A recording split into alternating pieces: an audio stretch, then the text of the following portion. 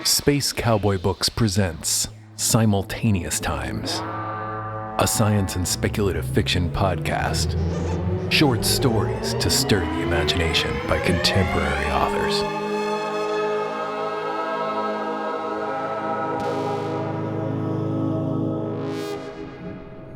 Welcome to the 3-year anniversary episode of Simultaneous Times podcast. To celebrate, we've teamed up with editor J.W. Stebner to bring you stories from the pages of Hexagon Speculative Fiction magazine. The Minute by Joshua Green, from Hexagon magazine, issue number 3, with music by Red, Blue, Black, Silver.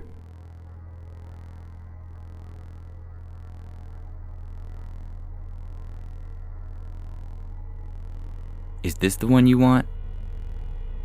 The technician spins around from his computer with Tim's retina recorder in hand. He plays the video on the television one more time so Tim can see. Yes, he smiles. A monitor beeps to his left as he watches himself embrace his late wife. He remembers that moment, often plays it in his own head. And I won't remember when it repeats? No, said the technician. He sounds confident enough. We have a dedicated care team that will monitor your uploaded activity, up to 100 days before you're put into our secure vault. We are fully staffed at all hours, and we will monitor this 1-minute video 144,000 times. He pauses and spins back towards the computer. If we find any sort of anomaly, we will terminate everything immediately. His lungs ache as he inhales to speak, and his eyes hurt from the recent surgery. The white walls around him spin from the lack of oxygen. He's old and in pain, his body skinny and frail. Finally, he says, "And what if I'm okay with this anomaly you're talking about? I don't want to get shut off." "Against company policy, sir." The technician turns and removes his glasses before letting out a sigh. "We asked for you to give us the video so that everything is controlled. If something glitches, we would hate for you to suffer." He stops and looks to the ceiling, trying to find the words. "Let me put it this way. For us, it's an issue of ethics. Since you're living 1 minute an infinite amount of times, we better make sure it's exactly the one you want. A glitch could be catastrophic for your experience." "Makes sense," Tim says. He closes his eyes and tries to imagine himself as a young man. It's difficult with all the tubes inside keeping him alive. His breathing is labored, shallow, wet. He badly wants to see his wife again, even if it won't really be her. "What do you want me to do?" The light tapping of keys cuts through the silence. "I need to ask you a few questions. Is that all right?" "Perfectly fine," Tim says. "Can you give me your full name?" "Timothy Ray Garcia." "Perfect," says the technician. "And your late wife's name?" "Janelle Lee Garcia." "Wonderful," the technician says. "Near perfect coactivation between the hippocampus and the ventral striatum." "What does that mean?" Tim can't see the technician smiling. "It means you loved your wife a whole lot. Still do. It also decreases the chances of an anomaly. The subconscious part of you wants to see her again." "Oh?" Tim says. He's surprised the technician can read that sort of thing on a computer. "Now what?" "Now I want to see you think a bit about you and her together. Do you remember the first time you both met?" Tim smiles. "Of course, vividly." Blurred images come to mind. A rustic coffee shop, sunny skies. He remembers how they had their first kiss that night, outside the door of her apartment. Good. He flips on other monitors and begins moving about the room, checking machines. "Now, this might be a strange experience for you. Have you ever meditated?" "Not really," Tim says. "I was busy in retirement." No problem." A moment later, the technician is hovering over him, checking wires and tubes. "Just focus on your breathing. Let yourself daydream. Start from the beginning. Work your way methodically in and out of that specific time. Maybe start a moment or two before you first saw her." I can't remember what we talked about. Tim is surprised at how much that pains him. His heart suffers a cold rush of failed nostalgia. I don't remember at all. Of course you don't. The technician sits down again before clicking away. What you remember most is how you felt. The rest is a broken slideshow. He stops and turns, looking Tim in the eyes. "Again, I just need to be able to see that we can recreate what you're thinking. It helps when reconstructing experience. Not everyone's a perfect candidate for what we offer. How well you're able to recreate a moment in your mind, and how well your subconscious is able to fill in the gaps, will tell us if you're a good fit. We're not simply inserting you into a pre-recorded video. We're reconstructing every aspect of your consciousness so that you experience that video." Tim takes a long, worn breath. He wants to be done with this. He wants to be done thinking. He just wants to see her again. "So you want me to just think about when we met?" "Yes," he says. "Play it like a movie in your mind. Close your eyes." Tim settles back into the bed and closes his eyes. It's difficult at first, but soon enough the images come. He doesn't realize he's smiling.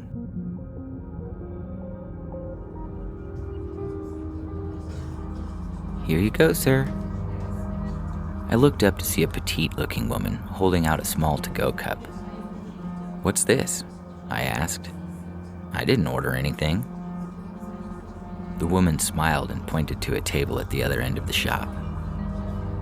"That lady with the braid and the maroon jacket wanted me to give this to you." I looked across the room and couldn't help but smile. I thought this only happened in bars. The worker laughed and set the cup on the table. "Well, now it happens here too." "Do you know her name?" I asked. "It's Janelle. She's a regular." "Ah, is she single?" She laughed. "I would hope so." "Yeah, me too. Thanks." I barely noticed the worker as she left to wash the table beside me. My heart was pumping far too fast. I felt dizzy, and yet somehow I managed to stand and grab the coffee before making my way to the other end of the room. All around me, people chatted, slapping laptop keys, playing games, talking with old friends and new acquaintances. My mind, however, was solely focused on the woman in the brown chair who was so obviously pretending not to look my direction. "Thanks for the coffee," I said when I was close enough. It wasn't witty, definitely not funny. I honestly didn't know what to say. Janelle looked up and slowly batted her eyes.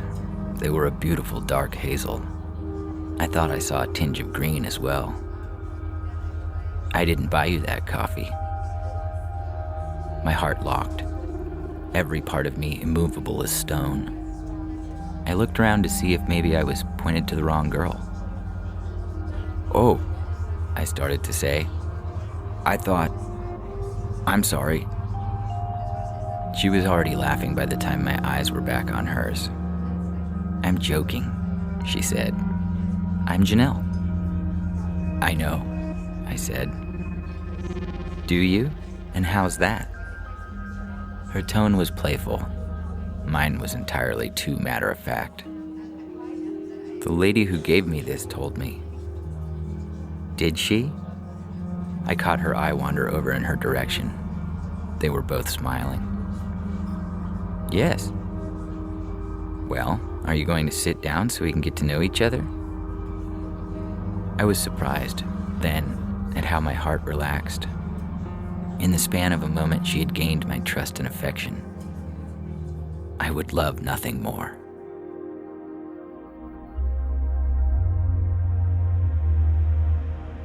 The whir of machines cut through his reverie.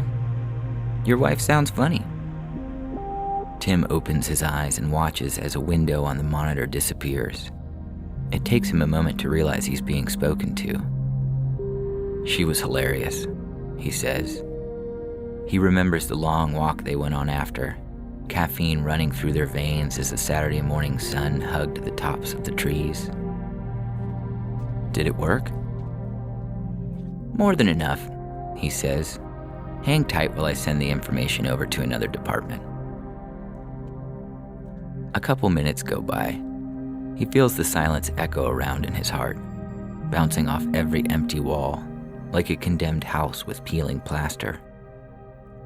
He wishes she were here with him in this moment, just as he had been for her.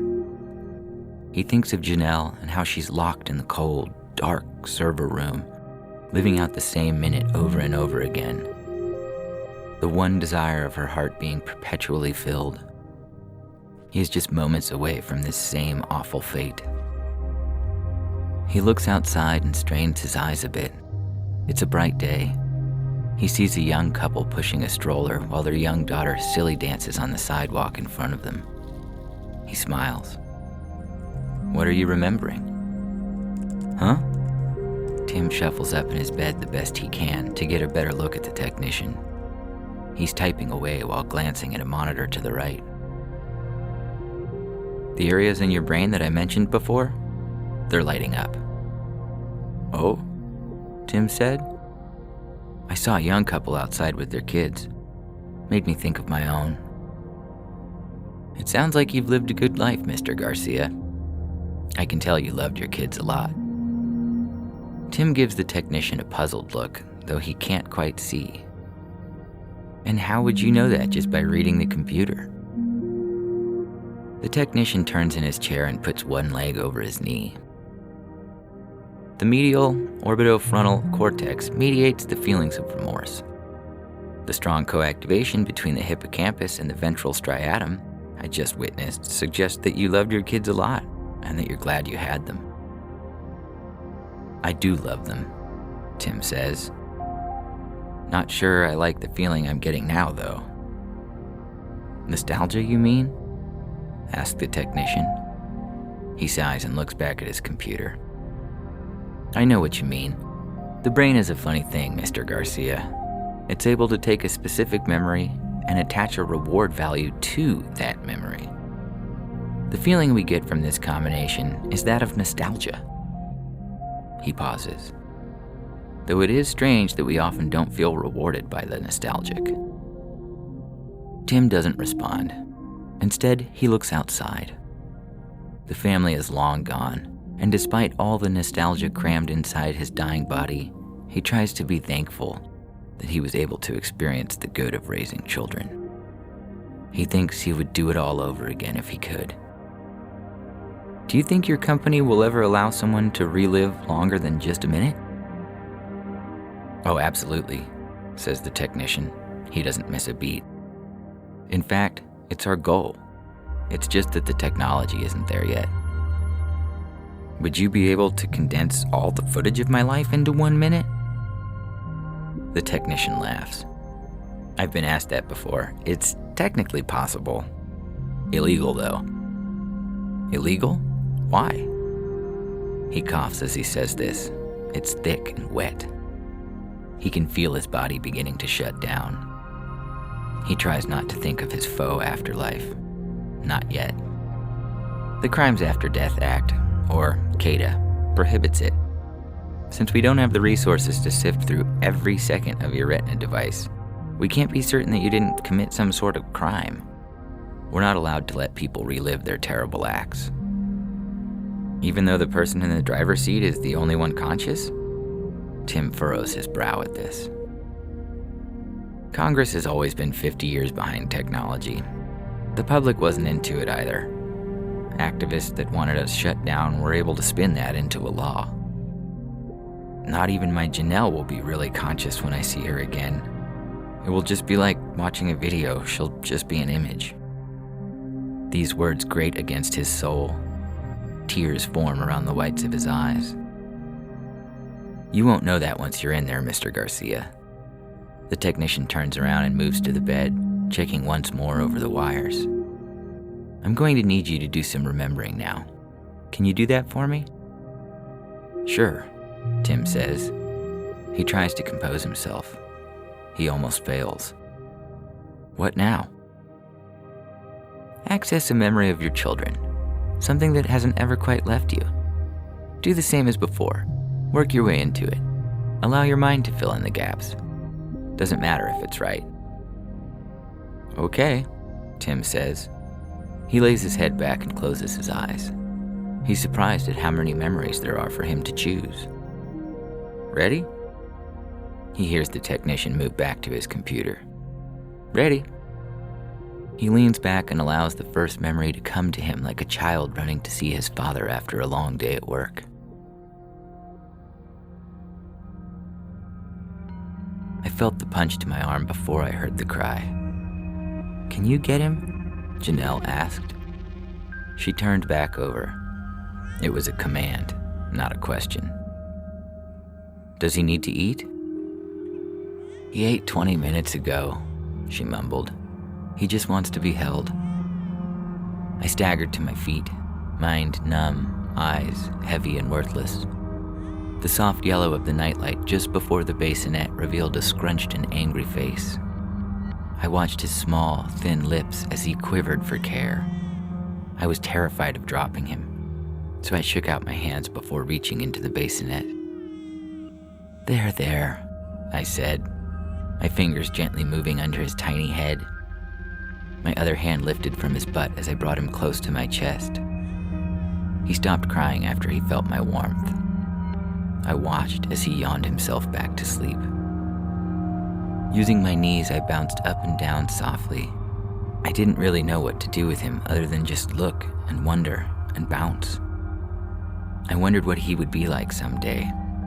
I wondered what he would look like and who he would love, or if he would love anyone at all.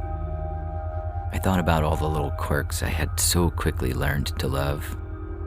His strength in the way he could break his right arm from his onesie in order to put his thumb in his mouth. His desire for the presence of others by his incessant cries in the middle of the night.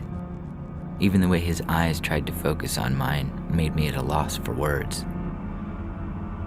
I don't know how long went by, perhaps a moment or an hour, though when I was sure that he was asleep, I gently placed him back into his bassinet and crawled back into bed.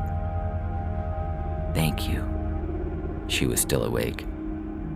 Of course, I said, placing my arm over her belly.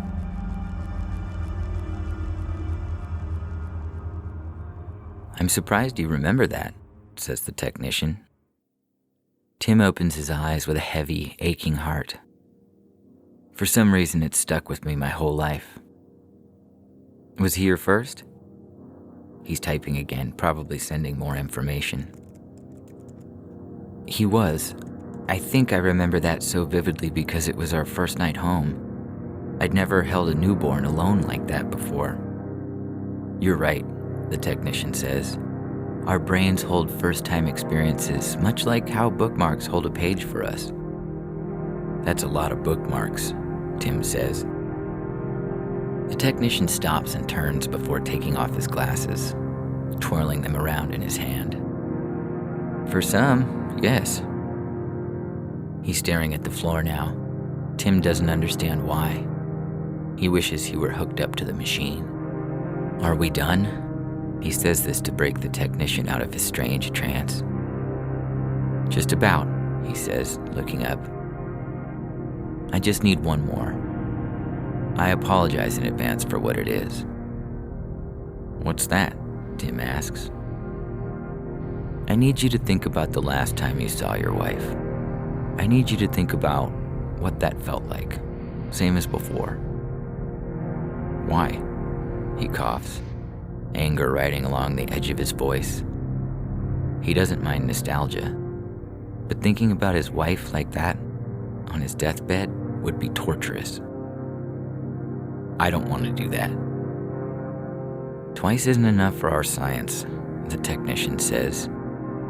We've nailed it down to 3 or 4. I'm only asking you to do 3. We just need to see that co-activation one last time. It needs to be strong, though. Fine, Tim says. He's not interested in fighting. The man in front of him holds the keys to his afterlife, after all. He closes his eyes and feels his body weaken. It's giving up, and he knows he doesn't have much time left. He uses this to conjure thoughts of his wife lying in bed, old and sick, unable to see anything at all. I stepped into the room with a small bouquet in my hands. The vase beside the bed was empty of flowers, full of water. "How are you feeling?" I asked. Janelle looked my way with white hair and glossy eyes. "I feel sick," she said. "You brought plants?" I did. I stepped forward with a smile as the sun from the window beyond blinded me. Kneeling beside the bed, I reached forward so that the petals could tickle her nose. She laughed and swatted them away playfully. "You're always bugging me. Stop bugging me." "I can't," I said. I looked over to the technician in the corner. Her hair was pulled tight into a bun. "Is everything working?"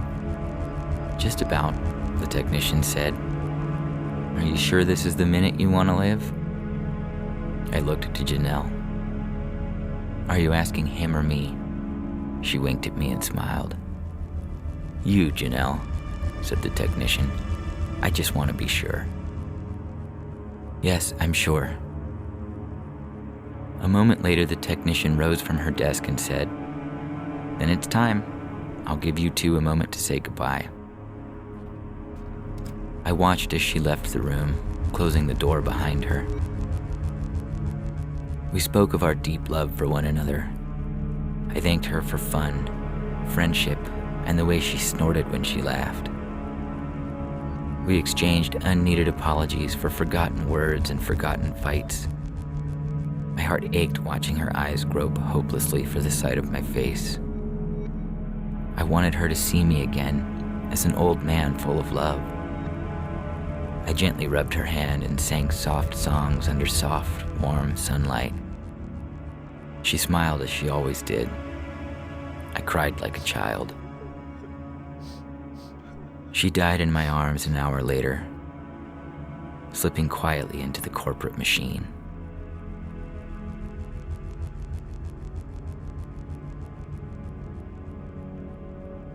Tim opens his eyes. They're wet, and his heart is in his throat. A deep longing grips him despite knowing that he will see her face again. It won't truly be her, and he hates that it will fool him so. "Thank you," the technician says. "I know that must have been difficult." Tim doesn't want the kind words. He wants to be done. "Are we ready?" "Just give me another moment, waiting for confirmation." He rises and walks over to the bed for the last time. "Say, do you mind if I ask you a personal question?" "Sure," Tim says. "That's fine. What does it matter?" The technician pauses, as if he can't quite think of the words to say. Finally, he asks, "Why did you choose the minute you did?" "What's wrong with what I chose?" "Nothing," he says. He takes a step back to inspect every wire from a distance. Then he strokes the scruff on his face, obviously deep in thought. "It's just that most people choose something monumentous, like the tail end of a great sexual experience or their wedding day. I've even had some adrenaline junkies choose to relive their first time parachuting." Tim smiles and closes his eyes. She chose the same minute. The technician considers this for a moment before moving back to his desk. Tim can hear him clicking around the monitors. A moment later, he asks, "Are you ready?" A pause hangs in the air between them as he says goodbye to every bookmarked memory he can find, every love he's ever felt, every image of her he can conjure. After a minute or so of this, he says, "Ready." A moment later, he slips silently into the machine, where he will remain alone forever.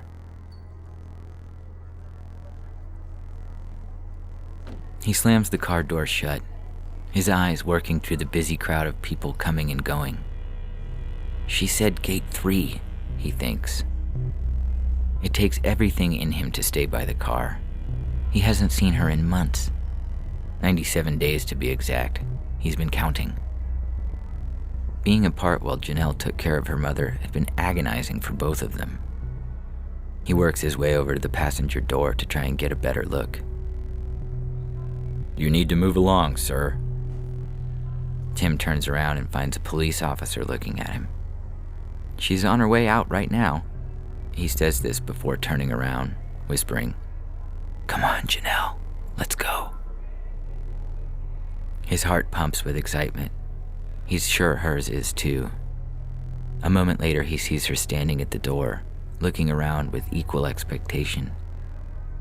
"Janelle," he says, waving his hands in the air.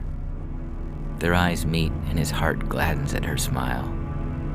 She runs towards him in her heels, dragging a large black suitcase behind her. When she's close enough, she jumps into his arms. "I missed you," Tim says, holding her tight. "I missed you so much." The longing he once felt disappears in her presence. "I missed you too," she says. "I'm so glad to be home."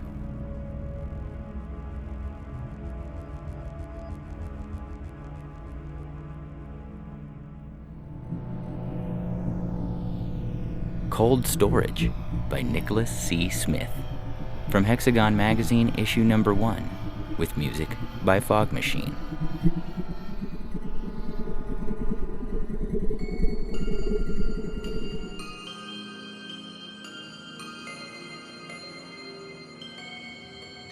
Laya split open another dry pea husk, a mold green coffin, 3 shriveled up bodies inside.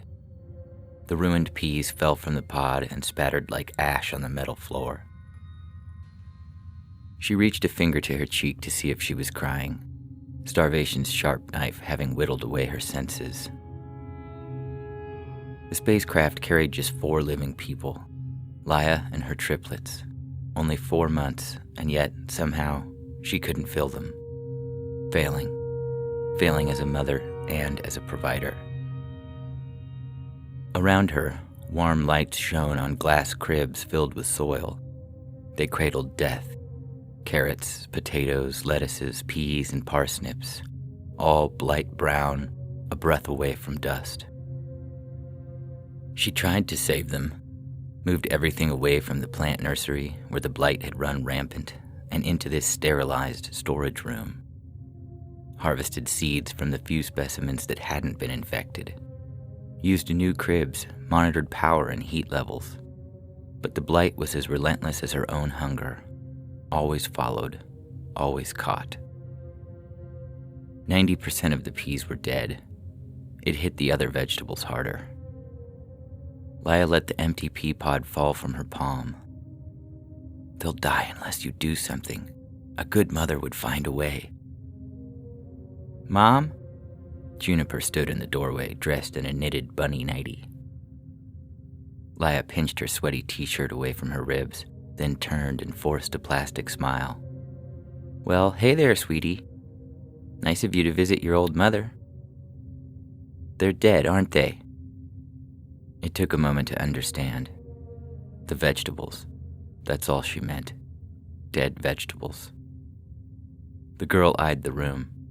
"How much is still good?" No point lying. She might only be 10, but Juniper knew more about plants than Laya ever had. "Mom, how much survived?" "Not enough." She rubbed her head. Shouldn't say such dark things to her baby. A mother should be a flame protecting her children from cold and darkness. Don't let your smile drop. But we'll find a way. Juniper walked over and rubbed Laya's arm, as sinewy as the pea pods that littered the floor. "It'll be okay, Mom." Her daughter watched her, assessing. Laya slowly puffed out the hollows of her cheeks. You can't keep giving us your food. Oh, okay then. I'll just let all my babies wither away. I'm not giving you my food, honey. You never eat with us anymore. They both knew why. Laya sighed. It might as well be now. I need to talk to you. To your sisters, too. They're with Dad. Then that's where we're going. Juniper smiled, somehow. Like an alchemist, she took Laya's darkness and spun gold onto her lips. Laya touched her own mouth on the way out of the room to check her smile. Still there.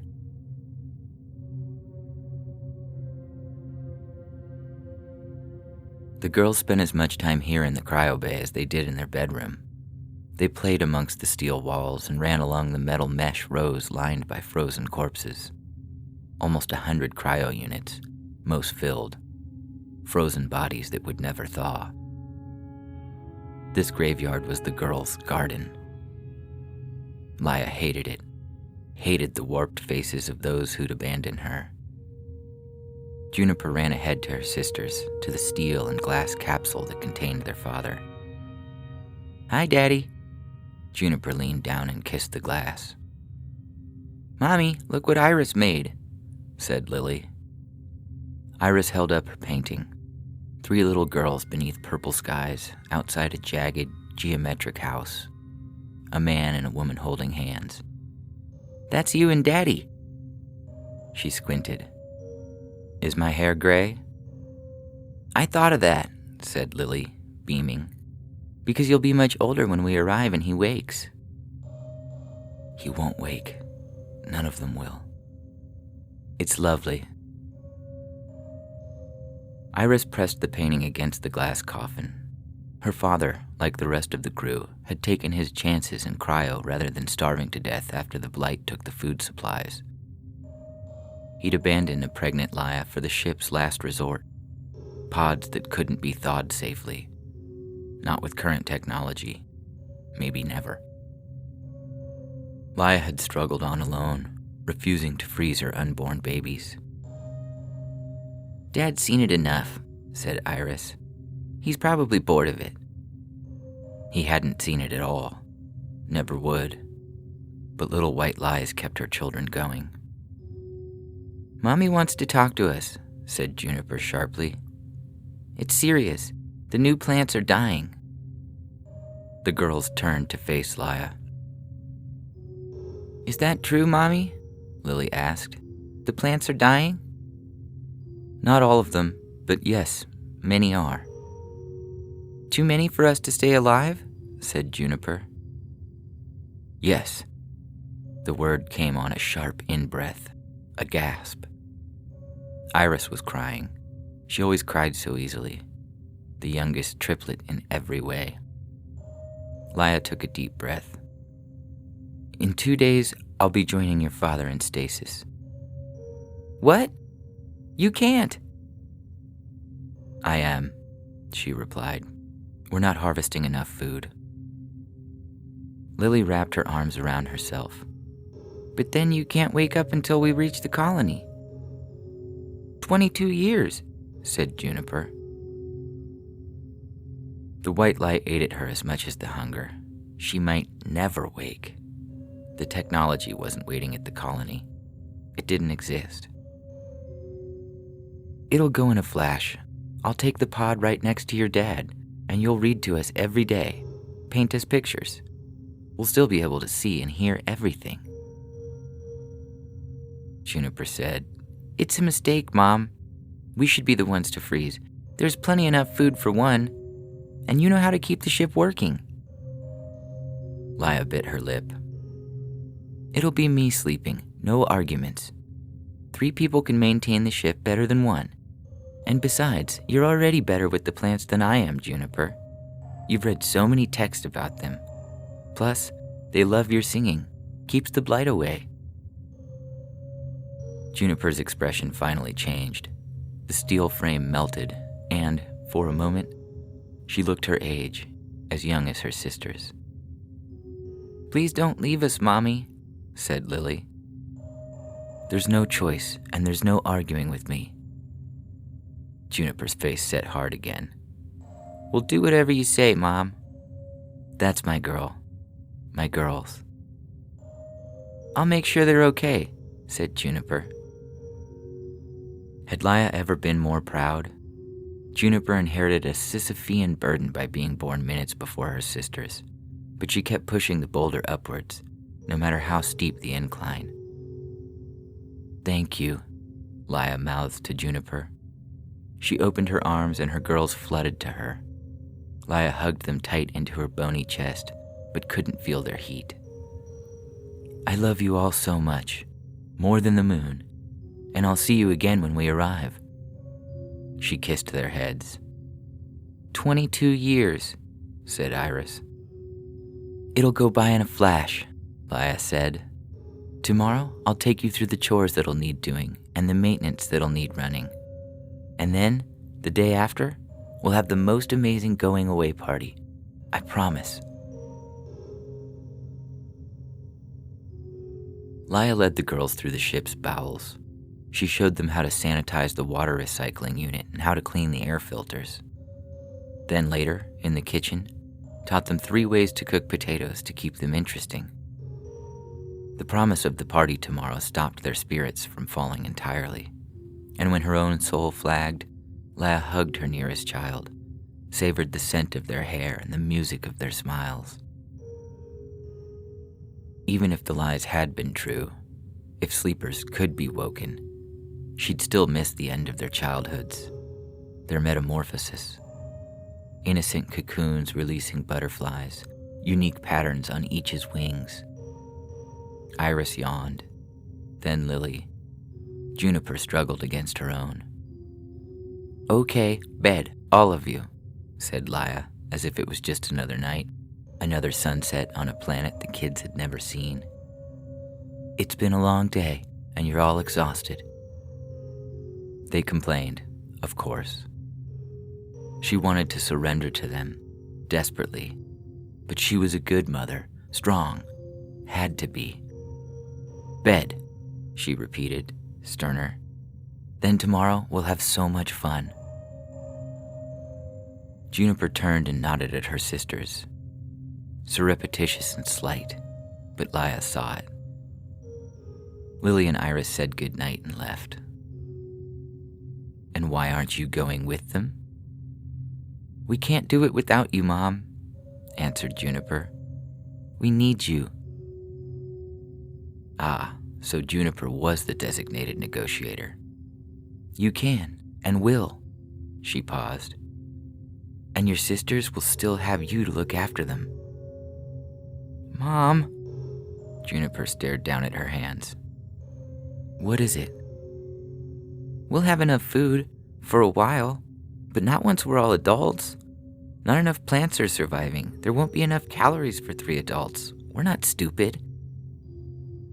The ball of anxiety ever present in Laya's throat began to thicken, air struggling to flow past. "If you can keep up the yields where they are, you won't need much more when you're 18 than you do now. And if the blight gets worse?" "If it gets worse, Juniper, sweetie, oh, then you'll just have to starve to death, and it'll be painful and terrible. And it'll all be because of your awful mother." Air finally reached her lungs. "It won't. You won't let it." Juniper winced. God, she'd kill her daughter with the pressure. Juniper was just a fucking child. "I'm sorry." "It's fine." "Come on, we're both tired. Go to bed. I've got a few last things to do here." "There's no party tomorrow." Laya paused. Was that a question or an accusation? For all the promises she'd made, the broken truths she'd glued back together, she couldn't find a way to keep this one whole. "No." "You're going tonight, aren't you?" Salt found the corners of her mouth. How were they so smart? I have to. Can't say goodbye. I can't." Juniper wrapped her arms around her mother's neck and kissed her cheek. "We love you, Mom. Just read to me, please. Every day." She nodded. If they read to her, if they believed she'd come back, they'd have another reason to go on, to struggle, to survive. Juniper climbed down and took a last long look at her mother. "We'll be okay, Mom. I promise." Laya walked the corridor, back as straight as she could make it. Her final duty as a mother. Every breath up to her last would be for her girls. She paused outside their room. Silence. All fast asleep behind the metal door. Laya walked onto the lift and began her descent. Guilt and fear sailed circles in her head and cast nets down to the bile in her stomach. The lift doors opened and she entered the graveyard. Something was wrong. Green lights flashed where they should be red. 3 frozen coffins in a row. Lids closed where they had earlier been open. Her babies. Laya screamed until her throat pained, her cries grinding it raw like sandpaper. Through the frozen glass, she saw their little warped faces, different now. Now their blood had been thinned and chemicals poured in. Now crystals of ice smudged the glassy surface. Now their skin was shriveled and brown. 3 dead peas. The note pinned to their father's unit was an iris's scrawl. They'd all agreed the food would be too little for 3 adults, that Mom was the only one who really knew how to run the ship. Had kept it going by herself for years already. That they knew Mom wouldn't agree, so they were secretive and sorry.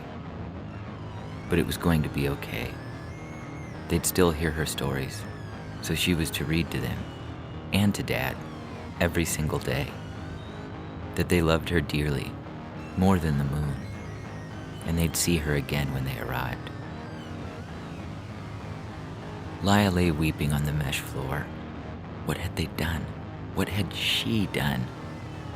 Little white lies had piled up until they were as heavy as 6 feet of soil. She thought of the food. Enough of it now. For her. She thought of life going on. Alone. Without them. She thought of the final open cryobed on the same row as her children. She thought of never waking. Of maybe one day waking. Finally, as the cold took her, she thought only of her babies' faces.